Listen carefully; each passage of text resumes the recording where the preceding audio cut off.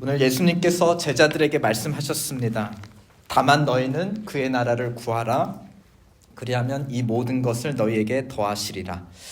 우리 이 말씀 듣고 있다가 모든 것을 더하시리라는 구절에 나도 모르게 아멘 하는, 아멘이 절로 나오는 그런 말씀이죠.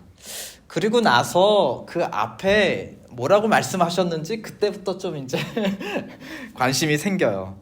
근데 하나님의 나라를 구한다. 이게 무슨 뜻이지? 어떻게 하는 거지? 우리가 늘 쪼들리고 힘든 건 이 명령을 지키지 않아서이지 않을까 하고 자책감도 느끼기도 합니다. 또 하나님께서 때마다 채워주시는 것 같은 옆 사람이나 또 옆에 교회를 보면 나는 도대체 무얼 얼마나 더 어떻게 해야 하는 걸까? 또 혼란한 마음도 들기도 하죠. 마치 수학 공식 같기도 하고 하나님과 맺은 계약 같기도 한 이 알쏭달쏭한 말씀, 그 말씀의 참뜻을 오늘 확실하게 붙들기를 예수님의 이름으로 축원드립니다. 먼저 이 말씀에서 가장 먼저 눈에 띄는 부분은 이것이에요. 구하라라는 것은 명령이죠. 그런데 더하시리라 하는 것은 뭐죠? 하나님의 약속입니다. 마치 계약상 우리의 의무와 하나님이 하셔야 되는 의무가 1대1인 것 같아요. 우리가 이렇게 하면 하나님이 이렇게 해주시겠다. 그런데 다음 절 32절을 보시면 명령과 약속 중에 무엇을 더 강조하나요? 즉 우리의 의무와 하나님의 의무 사이에 무엇을 더 강조하는지 한번 읽어볼까요? 32절 한번 같이 읽어보겠습니다. 시작. 적은 무리여 무서워 말라. 너희 아버지께서 그 나라를 너희에게 주시기를 기뻐하시느니라. 기뻐하시느니라. 적은 무리여 무서워 말라 하니까 예수님께서 저희 교회를 콕 집어서 말씀하시는 것 같죠. 무서워하지 마십시오. 왜냐? 우리가 구한 바로 그것, 그 나라 주시기를 하나님은 기뻐하신다는 겁니다. 우리가 하나님을 위해 무엇을 해야 되는 것보다 지금 누가 우리를 위해 더 해주시는 것을 더 기뻐하고 간절히 원하신다는 거예요. 우리의 의무가 1이라면 하나님이 해주시고 싶어하는 마음은 5, 6, 10배 훨씬 많다라는 것입니다. 다른 말로 왕이신 하나님은 프랜차이즈 사장님이 아니라 너희의 아버지시다. 그 아버지 앞에 너희는 프랜차이즈 회원이 아니라 그의 자녀다라는 말씀인 겁니다. 근데 나라를 주시는 것을 기뻐하신다라는 표현을 우리는 당시에 로마 문화 배경에서 좀 더 이해해 볼 필요가 있어요. 왜냐하면 누가복음은 특별히 로마 문화에 익숙한 사람들을 대상으로 쓴 예수님의 행적이거든요. 자, 로마의 아버지들은 모든 자녀마다 골고루 유산을 나누어 주지 않았습니다. 여러 자녀 중에서 합당하게 성장한 자녀, 내 재산과 가문의 명예를 더럽히지 않고 더 발전시키고 높일 수 있는 그 합당하게 훈련받고 자격이 된 것 같은 한 상속자를 뽑아서 모든 유산을 남겨주었습니다. 그런데 오늘 이분이 남겨줄 유산은 뭐예요? 마차 정도, 비즈니스 정도가 아니라 무엇을 주시기를 기뻐한다고요? 나라를 유산으로 주기를 기뻐하신다. 그러면 이 아버지가 누굽니까?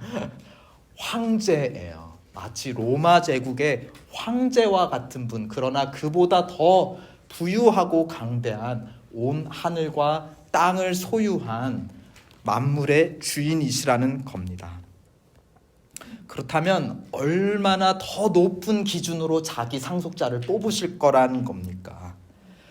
그런데 말씀하세요. 그 나라를 너희에게, 지금 이 너희는 누구죠? 유명하고 큰 무리들이 아니에요. 적은 무리여 무서워 말라. 지금 무서워하고 우리 다니엘 목사님을 통해서 말씀하신 것처럼 매일 무엇을 먹을까, 무엇을 입을까 늘 걱정할 수밖에 없는 작은 마음을 가지고 살아가는 소시민들이라는 겁니다. 그런데 이미 예수님을 따라다니는 그 자체만으로 너희는 하나님 아버지의 상속자로 어떻게 됐다는 거예요? 선택을 받았다라는 겁니다. 황제, 하나님 아버지의 상속자라는 타이틀과 함께 단순히 이름 유명무실한 타이틀만이 아니라 거기에 합당한 법적인 권리, 이 모든 것, 아버지가 가지고 있는 이 모든 재산, 능력, 권세 다 너희에게 주시는 것을 아까워하신다? 기뻐하신다. 이 말씀에 비추어 그 앞에 그렇다면 너희는 그의 나라를 구하라 라는 것은 무슨 뜻일까요? 너희가 이미 누구인지를 알아라. 너희는 그냥 일반 보통 사람이 아니라 하나님 아버지의 상속자인 것을 알고 너희의 권리를 어필해라. 아버지, 우리 상속자로 저를 세우셨다면서요. 저 이거 부족해요. 저거 없어요. 하나님, 어떻게 된 거예요? 채워주세요. 상속자의 권리를 어떻게 하라는 거죠? 하나님 앞에 어필하라라는 말씀입니다. 제가 펜실베니아에서 조지아로 이사 왔더니 도로에 픽업 트럭들이 많이 돌아다녀서 매우 인상적이었어요.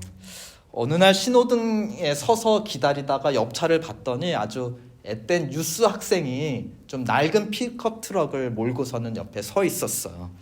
아마 아버지의 픽업 트럭을 유산으로 물려받았던 것 같습니다. 너희는 먼저 아버지의 픽업 트럭을 구하라. 클레임하라. 그리하면 픽업 트럭과 함께 필요한 보험료와 가스까지 더해 주시라. 아멘. 그리고 아버지는 그 날이 속히 오기를 기다리고 기뻐하신다. 그런데 우리 현서, 민서, 또 하은이 애 같은 아직 어린 자녀들이 아빠 키 주세요. 자동차 키 주세요. 저 학교에 몰고 갔다 올게요. 그러면 그걸 기뻐하면서 열쇠를 줄까요? 아니죠. 걱정하실 겁니다. 법이 정한 나이가 되고 키가 자라고 안전하게 운전할 능력이 됐을 때, 그 자격이 됐을 때 그 차를 유산으로 물려줄 수 있는 겁니다.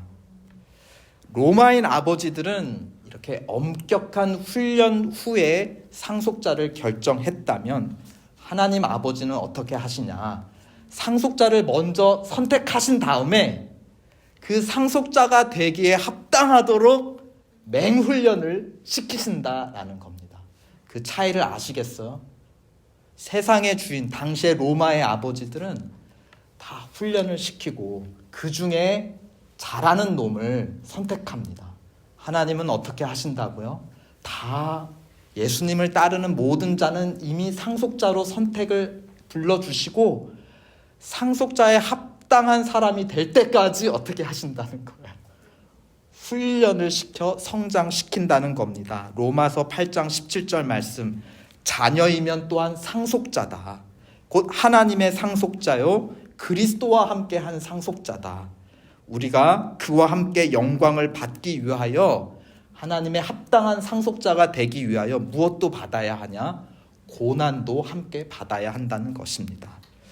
오직 예수 그리스도만이 하나님에게 합당한 맏아들 상속자이신데 그분이 우리에게 찾아오셔서 하나님의 집 문을 활짝 열어주셨어요. 아들에게만 허락되어 있는 그 영광과 권세를 우리에게도 나누시기 위해서 고와 같은 우리를 하나님의 자녀로 만드시고 자녀일 뿐만 아니라 상속자로 만들어주시고 이제 우리를 데리고 다니시면서 하나님의 상속자다운 모습이 무엇인지 우리에게 친히 보여주시며 그 모습을 따라 성장하고 변화되도록 우리를 훈련시키신다라는 겁니다. 지금 너희는 그의 나라를 구하라라고 하시는 분이 누구예요? 지금 그 큰형 되시는 예수님께서 말씀하시는 거예요. 다른 말로 나를 따라서 하나님 나라의 상속자가 되는 법, 하나님의 상속자로 살아가는 법을 나를 보고 배우고 따르라라는 것입니다. 그리고 나서 바로 33절을 보면 하나님 상속자답게 살아가는 방법을 하나 가르쳐 주시죠. 다 함께 33절 읽어보실까요? 시작. 너의 소유를 팔아 구제하여 낡아지지 아니하는 배낭을 만들라. 곧 하늘에 둔 바 다음이 없는 보물이니 거기는 도둑도 가까이 하는 일이 없고 좀도 먹는 일이 없느니라. 하나님의 상속자 된 자격 어떤 모습이죠? 어려운 이웃에게 값없이 은혜를 베풀어주는 모습이에요. 자기 것으로 베풀어주는 은혜로운 모습, 바로 누구의 모습입니까? 먼저 하나님 아버지의 모습이고 또 하나님의 아들 예수 그리스도의 모습입니다. 근데 33절 보면, 자세히 보면 또 너의 소유를 팔아 구제하라. 낡아지지 아니하는 배낭, 즉 밸런스가 없어지지 아니하는 은행 어카운트를 만들라. 구제하라, 만들라 뭐예요? 명령이죠. 그런데 또 이번에도 명령 다음에 또 약속이 따라옵니다. 뭐죠? 그러면 그 하늘에 둔 바 다음이 없는 보물이 거기에 쌓이는데 어떤 도둑도 어떠한 곤충들도 그것을 깎아먹지 못하게, 너의 밸런스를, 어카운트 밸런스를 그 보물 창고에서 누가 빼가지 아니하도록 누가 지키신다? 주님이 지켜주신다. 하나님이 지켜주신다. 또 약속입니다. 아까도 구하라 그러면 주신다. 이번에 만들라, 베풀라 그러면 쌓인다. 하나님의 명령은 그 하나님의 명령보다 더 큰 것이 무엇입니까? 하나님의 약속입니다. 하나님의 약속 안에 명령이 있어서 그 명령을 이룰 수 있도록, 명령을 했을 때, 순종했을 때 그 모든 축복을 주시려고 하나님은 준비하고 계시다는 것입니다. 그러니 걱정하지 말고 하나님 아버지 창고에서 마음껏 가져다 써라. 그 창고는 결코 비어지지 않고 없어지지 않으니까 아끼지 말고 갖다가 베풀어 주어라 라는 말씀입니다. 그런데 이 하나님의 뱅크 어카운트가 눈에 보이고 숫자로 보여서 진짜 물질로 내가 쓸 수 있으면 걱정하지 않고 내 거 막 베풀 텐데요. 하늘에 있어서 보이지 않는 어카운트여서 내가 요만큼 가지고 있는 거 이거 베풀었다가 만약에 어떻게 하죠? 안 채워주시면 어떻게 하나 하는 걱정하는 마음이 듭니다. 그러니까 이 말씀에서 진짜 중요한 건 뭐예요?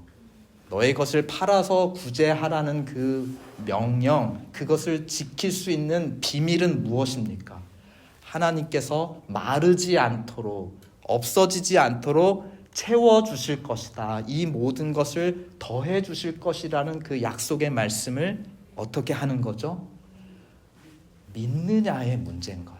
단순히 너네 가난한 사람 도우면 하나님이 복 주실 거야 하는 수학 공식이 아니라는 것이에요.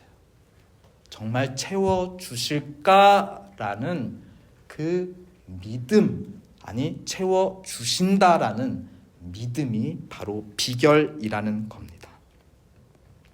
물질로 이웃들을 돕는 것은 앞의 문맥과 연결해서 제시한 하나님의 상속자로 믿음을 가지고 살아가는 한 가지 예시일 뿐입니다.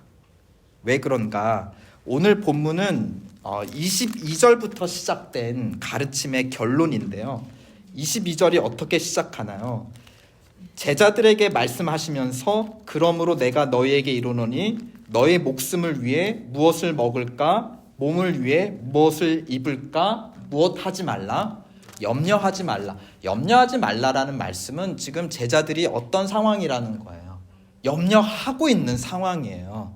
예수님을 따른다고 그물도 버리고 자기 비즈니스도 버리고 예수님을 따라 지금 길 위에 있습니다. 매일매일 무엇을 먹어야 할지 그날 걱정할 수밖에 없는 그런 내 기본 생활도 염려되는 상황입니다. 그런 우리에게 29절 이런 말씀을 하시죠. 그러나 너희는 무엇을 먹을까 마실까 근심하지도 말라. 왜냐고요? 28절에 그 비밀이 있습니다. 오늘 있다가 내일 아궁이에 던져지는 들풀도 하나님이 이렇게 입히시거든 하물며 너일까 보냐 믿음이 적은 자들아. 하나님이 우리의 아버지심을 믿기 때문에 또 나는 그분의 특별한 상속자임을 믿기 때문에 염려하지 않을 수 있다라는 것입니다.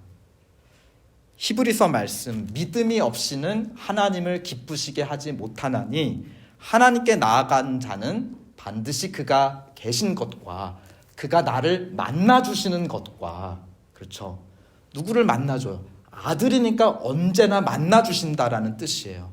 그리고 아버지 앞에 나온 자녀에게 무엇을 주시는 분임을 믿어야 한다? 상 주시는 이심을 믿어야 한다. 그러므로 하나님께서 상속자에게 기대하시는 단 하나의 조건은 물질을 베풀어 구제하냐 아니하냐 이것이 아니에요. 그것은 하나의 예시입니다. 무엇을 보신다는 거죠? 나를 믿는가? 또 내가 너희를 상속자로 세웠다라는 것, 내가 특별하게 생각하고 있다는 것을 진실로 믿고 있는가? 그 믿음 하나 보신다는 것입니다. 그 믿음이 있기에 나의 부족에 대해 염려하지 않을 수 있고, 도리어 더 나아가서 33절에서처럼 내 소유를 팔아 나보다 더 어려운 자에게 구제까지 할 수 있다라는 것입니다. 그것이 아버지가 기뻐하시는 것임을 알고 믿기 때문에 행하는 것입니다.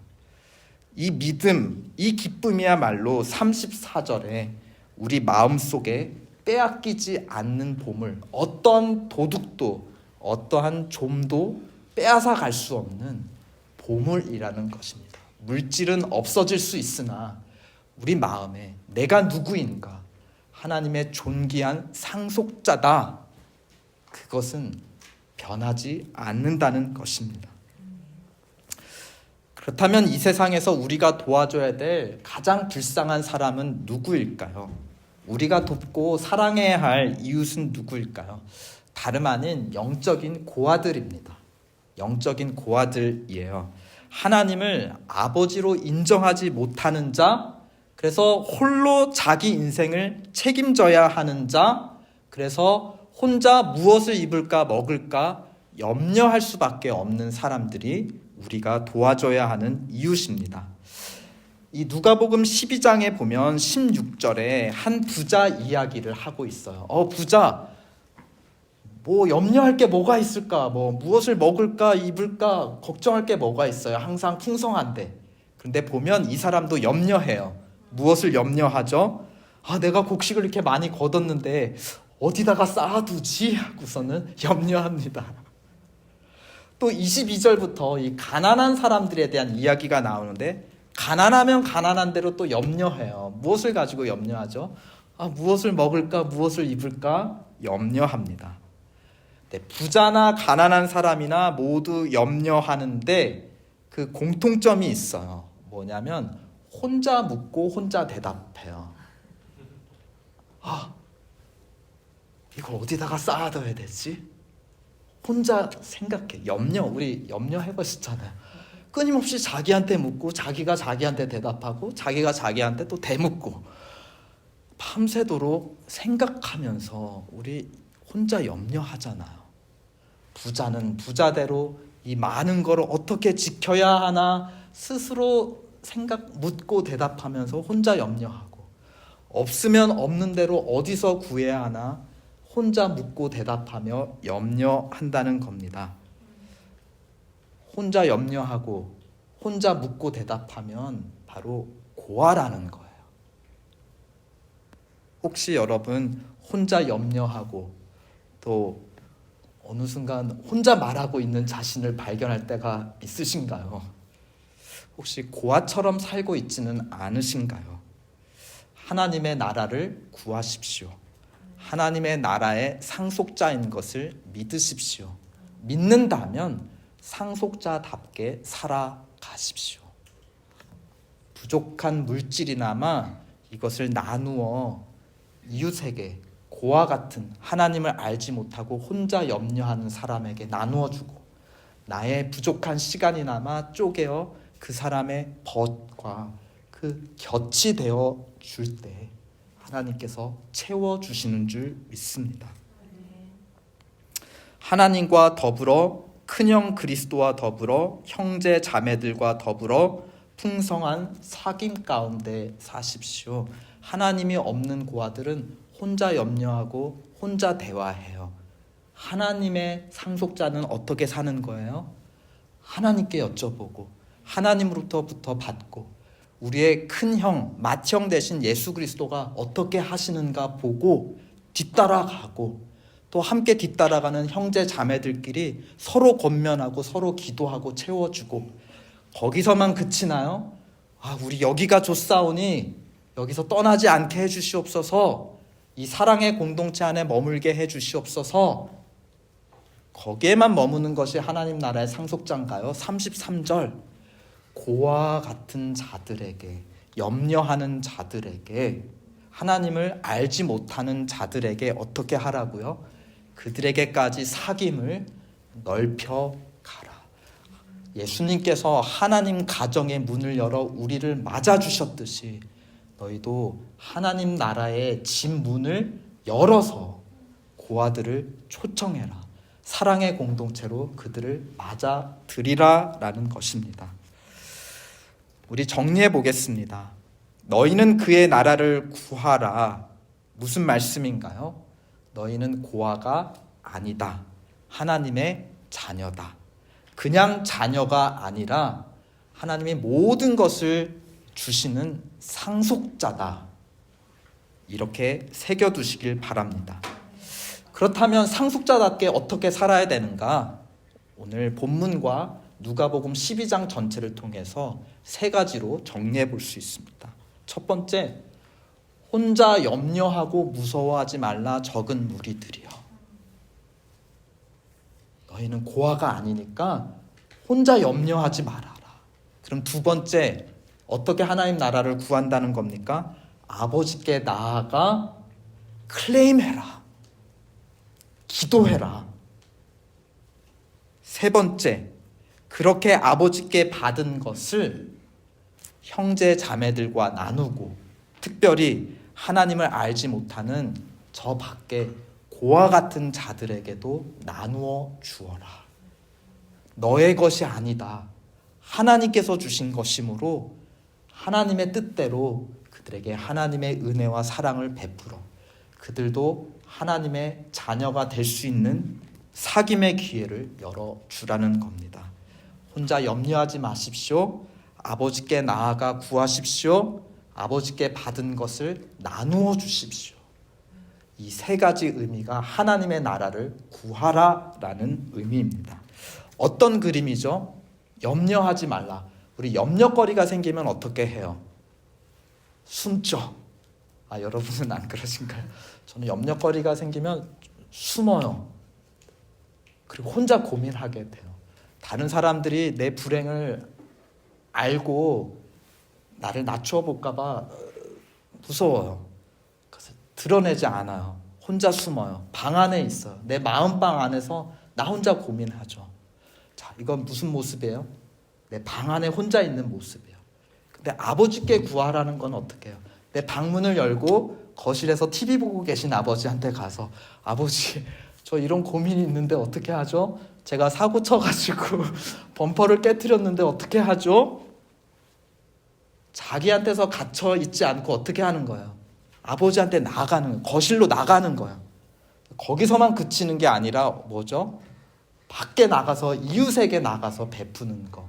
방에 있다가 거실에 갔다가 집 밖까지 나가는 어떤 모습이에요? 하나님의 나라를 구하는 모습? 바깥으로 나아가는 모습입니다. 전도자의 모습이고 선교사의 모습인 것이에요.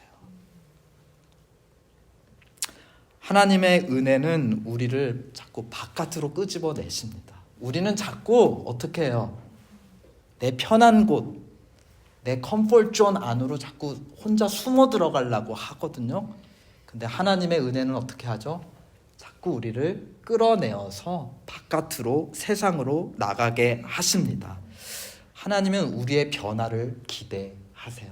자기 것만 아는 자에서 하나님과 교제하는 자, 그리고 형제 자매들과 교제하는 자, 더 나아가 하나님을 알지 못하는 세상 사람들과 교제하게 하는 자로, 하나님의 사랑을 전하는 자로 우리를 점점 변화시켜 나갑니다. 우리를 향한 하나님의 기대, 변화의 기대가 바로 첫 단어 다만에 담겨 있습니다. 다만 너희는 그의 나라를 구하라. 이 다만은 영어로 instead예요. 한국말로 대신 뭐예요? 혼자 염려하는 고아 대신 하나님의 가족 공동체 안에 들어온 자녀로 변화되기를 우리에게 요구하십니다. 혼자 염려하는 고아에서 하나님의 가족, 하나님의 상속자로 변화되시기를 축원드립니다.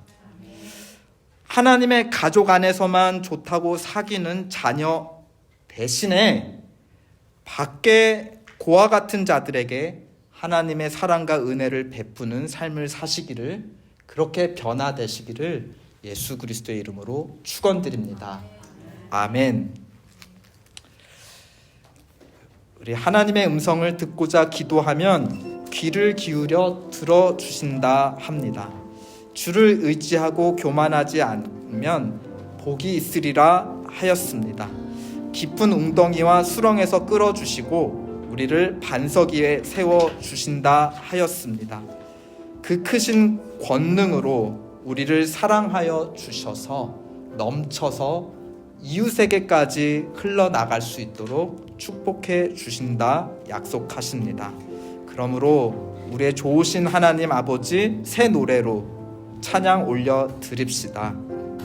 우리가 하나님의 자녀인 것을 이 시간 자랑합시다.